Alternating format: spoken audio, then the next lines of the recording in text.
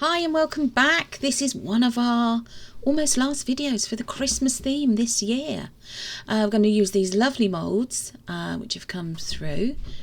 Two in the shape of a bell, one in the shape of a Christmas tree, and the last one in the shape of a snowflake. And they've all got those little nodules at the top of them that you can use to thread through your cord or ribbon to hang them up wherever you're going to hang them. So we're going to try and incorporate these lovely colour mica pigments or mica powders, not pigments, powders. And we're going to do that by dusting them onto the moulds using a regular brush. So here's a time lapse of me applying the mica powders to the details of the raised parts of the moulds. So this is what I thought I was doing correct at this point. And then after I'd done it and poured the resin in, my partner Wayne pointed out to me that don't think you're supposed to do that. But you know, never mind. I have tried it and we'll see how it turns out. As I said before, this channel, we will always show you what we attempt to do. See if it works, if it doesn't work. So basically, if it goes correctly or not, or we pleased with it or not, we will always show you. Good with the bad. So just showing you some close-ups of the moulds here of where I've painted the mica. Got quite a bit of overspill that I need to clean up. I'm just pointing that out there, as you can see also on my mat there. So we're just going to clean them up using a baby wipe with a tiny bit of isopropyl alcohol just all around the edges. Managed to clean it up. I thought I'd cleaned it up good enough. So anyway, in these first mould, the one with the reindeer, we're going to put into the resin some of this lovely snow-like glitter. It's beautiful. These glitters and everything else that we've used in the video will be linked in the description box below. In the tree one, we're going to use this lovely emerald green glitter. And then in the lovely snowflake one, we're actually going to use some pink glitter. Because we're not going with traditional snowflake, no. We're going to go with some lovely bold ones. And then this last one, which is actually the outline of a bell with a tree, we're going to use this gold. So we're using Tea Expert resin. It's a 1-to-1 mixing ratio. Again, it's the one that we've used quite a lot recently. Really loving using it. So just adding in the white snow glitter into the resin here. Added quite a lot actually. Oh dear. When have I ever been not using small amounts of glitter? But there we go. So just using a thin stir stick to stir it in. Decided at that point it wasn't quite giving me what I wanted, as you can see there. So I've added in some very fine silver glitter to it. Stirred the two together, and this is what I'm getting now. It's a bit snow-like, more like a frosted effect. So we'll see how that actually cures later on. And finally, as a last thing, why not? Let's throw everything into it. Some pearl white ink. I think this is resin ink. Yeah, resin ink. A few drops to start with, just to see how it takes to the resin. Stirring it in, making sure it's all stirred in nicely. Yeah. And then here we go, just very carefully pouring it into the mould, making sure that the reindeer is covered as well. There we go. Obviously you can see here I am wearing gloves. Make sure you take care when using resin. You take all the appropriate precautions. Keep your hands covered with gloves. Use your respirator mask and work in a well ventilated room. So just going around the edges of the mould there with the little mini stir stick and trying to ensure that there aren't any air bubbles or ways in which any air bubbles can get trapped.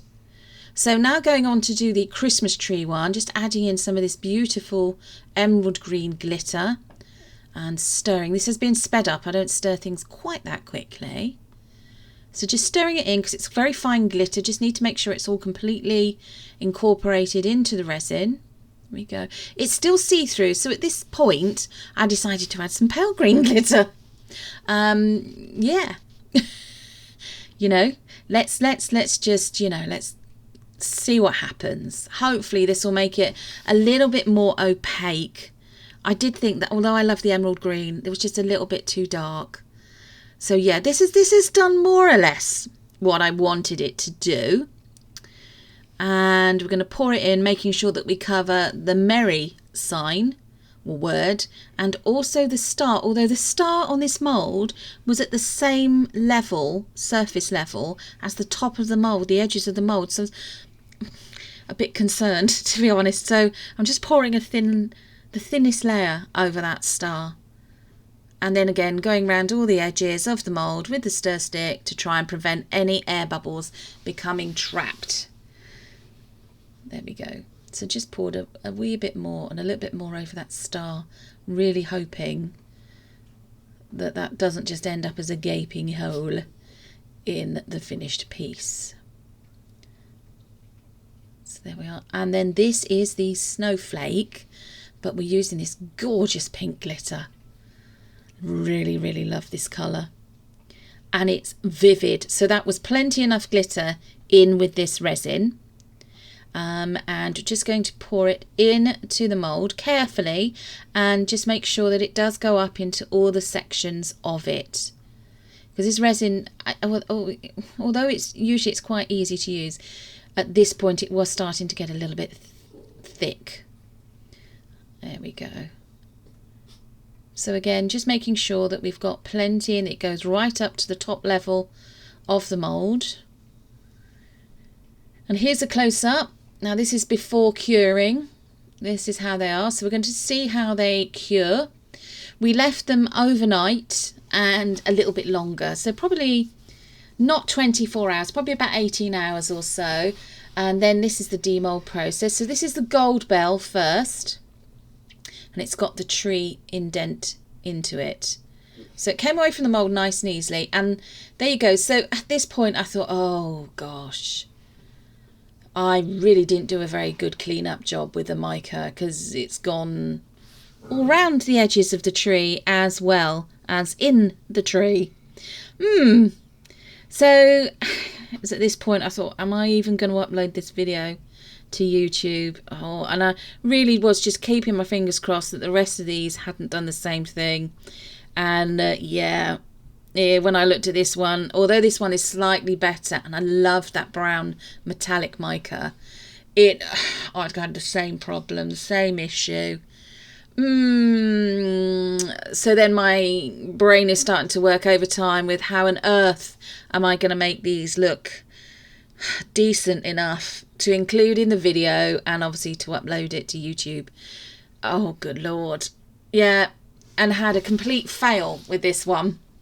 In my opinion, a complete fail with the mica dusting. This one I knew would be okay because there was no indents, no raised sections of the mould, no writing, nothing to worry about. Just it was a bit more of a struggle with this one, trying to get it out of the mould. But it came out eventually. It's still a little bit bendy at this point, but I am a little bit, as I've said before, a little bit impatient with waiting for things to fully cure before getting them out the mould. And here in the UK it's quite cold at the moment, so things do take longer. Got a little bit of overspill there to clear up, which is easily done very carefully with a craft knife or with a deburring tool. So this is how they are after curing. And it was at this point I thought, how on earth am I going to make these look decent? Decisions.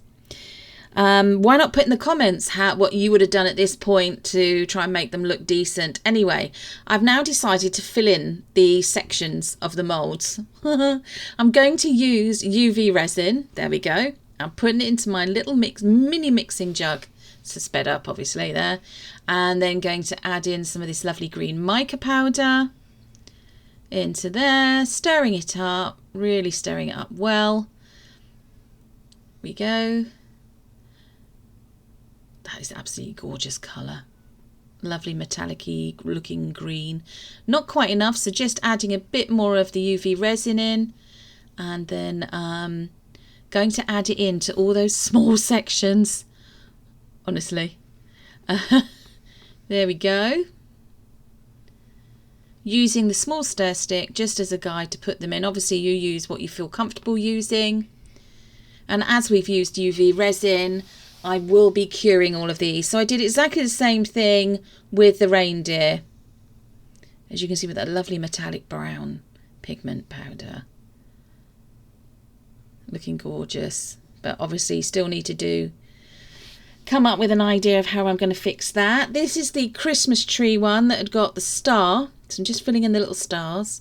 This is actually a yellow mica powder, not a gold. I thought it looked better than the gold.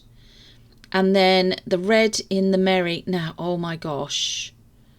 And I started to do this. I thought, is this going to look any good? Because to me, it just really looked messy. So this is after curing them. It took about 5 minutes under a UV lamp to cure all of these. I did them in one go. So it's just the 3 of them, because obviously the snowflake one doesn't have anything that requires this anyway. So there's the Christmas tree one. So that still needed a little something extra, I thought. And still thinking at this point how I'm going to fix it. Also looked at that and then thought, I've got some little... Now these are leftover UV resin that I had already mixed up the pigment colours for. I just put them, little dots of them, or blobs of them, onto my mat and then cured them with the UV light. And then you can use them. You can use them to decorate pieces like I am here. So I'm using these like you would baubles on a Christmas tree. And on this other like one that I'm currently doing, I've put the yellowy gold and the red. And I think in the finish one, I only used the red. So there we are. Now, I'm going to paint in the reindeer's hooves in gold. And wow, I must admit, when I was doing this, I couldn't really see just how bright the gold was. But looking at it through now with you, I can see the effect that's having. And I really like that. But I was also thinking to myself, how on earth am I going to sort out still this additional mica that is where it shouldn't be? And I thought, do you know what? I've got the gold. Let's go with it. So I have painted it using the gold metallic pen and a brush all around the edge. And then I did exactly the same thing with the Christmas trees, and then immediately regretted doing that. Coloured in the star on the main tree, and then I thought, oh, in for a penny, in for a pound. These are going to go on our tree anyway. We're not doing them for anybody in particular. I just added more details. I went around the edges of the mould here, the snowflake mould, and actually that one I'm really pleased with. Then round the edge of the bell and the red edge of the other bell, and then also around the edge of the Christmas tree with the gold metallic pen. I love these pens. I've got a silver one as well. So really happy with these. Need to just drill through the top of that one there. And there is the reindeer. That's the Christmas tree within the bell, but I am going to put, I think just the, yeah, so at this point I decided just to put the red. Now I fixed those on there, on the finished piece, using a small amount of UV resin and then obviously curing them. So there we go. Oh, round the other way.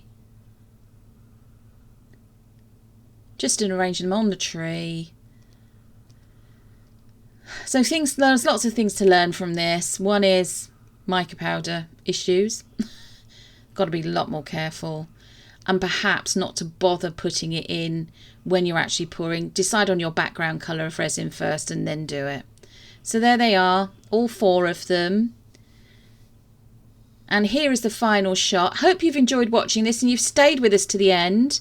Please like, share and subscribe. Happy holidays, everybody.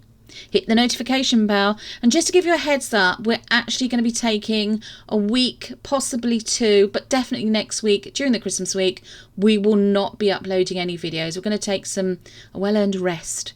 So, season's greetings, happy holidays, Merry Christmas, Happy New Year.